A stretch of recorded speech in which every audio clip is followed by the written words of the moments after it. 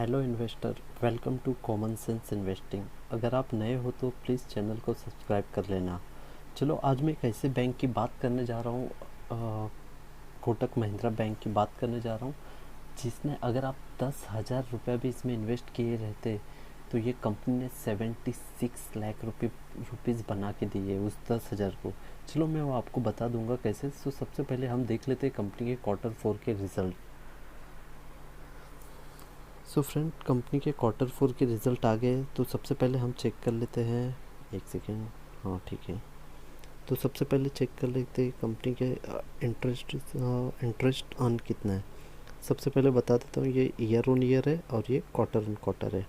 अगर हम बात करें ईयर ऑन ईयर की, तो ईयर ऑन ईयर में अगर हम बात करते हैं तो कंपनी ने जो था ईयर ऑन ईयर 6,800 इन करोड़ है, वो एक बार चेक कर लेना आप। 6,804 है, जो कि क्वार्टर में 6,600 हो गया, और अभी जो रिसेंट नंबर है उसमें 6,400 है। ठीक है, यहाँ पे इंटरेस्ट अर्न में कंपनी ने थोड़ी सी 200 करोड़ की गिरावट दिखाई है। अब आ जाते हैं हम टोटल इनकम पर। तो टोटल इनकम की बात करें तो ईयर ऑन ईयर 8,200 था, जो कि क्वार्टर में घटकर 7,944 हो गया, और ईयर में जो अभी क्वार्टर के रिजल्ट है उसमें 8,398 है। ठीक है, यहाँ से इम्प्रूवमेंट दिखा रहा है 100 की। ठीक है, अब हम बात कर देते हैं टोटल एक्सपेंडिचर की। जो टोटल खर्चे उस पर आ जाते हैं। तो अगर हम टोटल एक्सपेंडिचर की बात करें तो ईयर ऑन ईयर 5,568 था, जो घटाकर कंपनी ने 5,041 कर दिया, जो घटाकर टोटल एक्सपेंस 4,990 कर दिया। अराउंड 800 करोड़ का कंपनी ने अपना एक्सपेंस कम किया है, तो बहुत अच्छी बात है ये। तो ठीक है, अभी मेन चीज़ कंपनी का जो ऑपरेटिंग प्रॉफिट है वो चेक कर लेते हैं फ्रेंड्स। कंपनी का जो ऑपरेटिंग प्रॉफिट है 2,700 था ईयर ऑन ईयर, जो यहाँ पे बढ़कर 2,900 हो गया, अभी 3,400 हो गया। तो ये तो बहुत अच्छी बात है। यहाँ पे भी कंपनी ने 800 करोड़ का ग्रोथ दिखाया है। अब आ जाते हैं, ठीक है, एक्सेप्शनल आइटम तो कुछ नज़र नहीं आ रहा है। ठीक है, आप आ जाते हैं profit from the ordinary activities. ठीक है, नेट प्रॉफिट पे आ जाते हैं।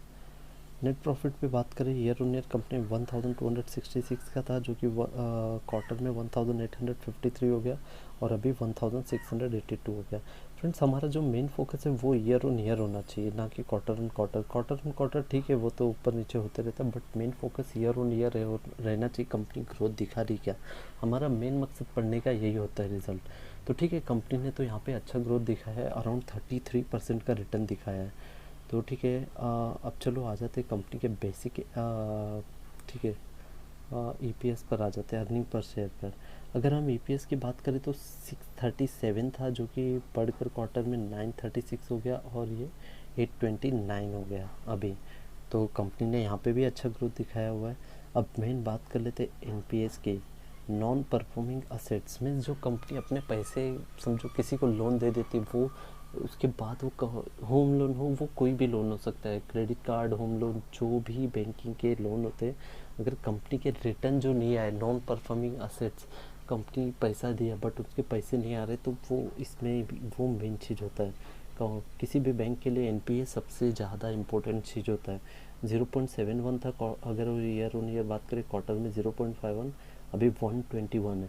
तो ठीक है, ये बहुत बहुत बड़ी तो ये नहीं दिखा रही हमें कि बहुत ज़्यादा एनपीए बढ़ गए, बट अगर हम देखे जाए तो सब बैंकिंग सेक्टर में ये इंक्रीज़ हुआ है।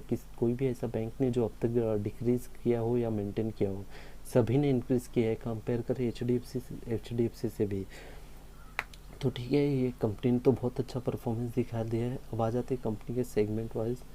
और ठीक है, अगर मेन चीज़ देखा जाए तो corporate wholesale banking.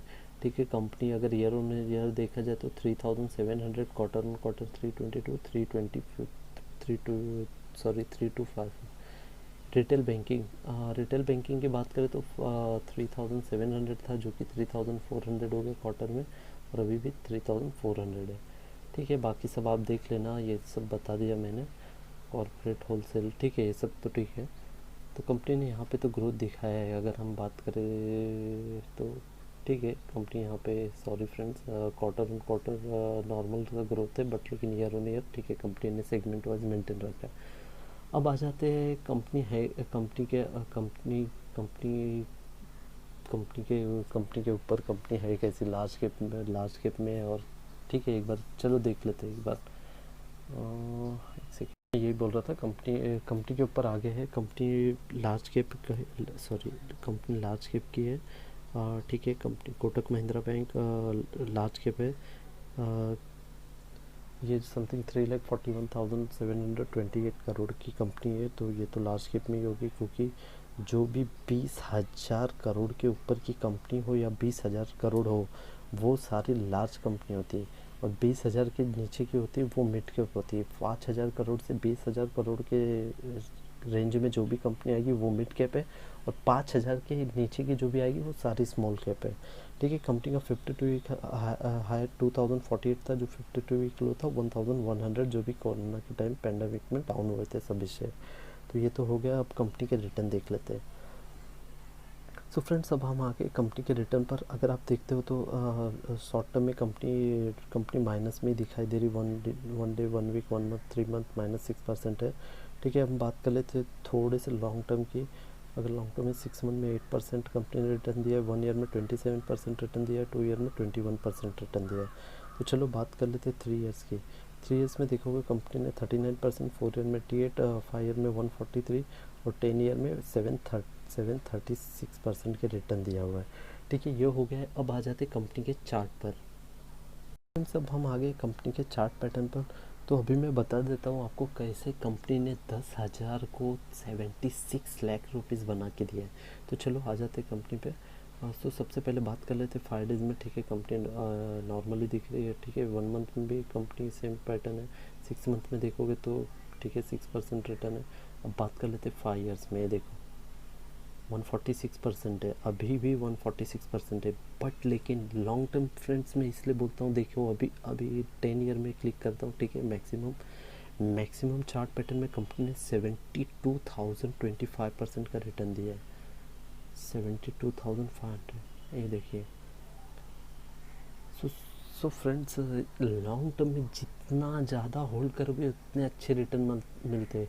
Please try करिए, जितना ज़्यादा होल्ड कर सकते हो उतना ज़्यादा होल्ड कीजिए लॉन्ग टर्म में। शॉर्ट टर्म में देखोगे तो कंपनी अभी भी रेडी में ही दिख रही है।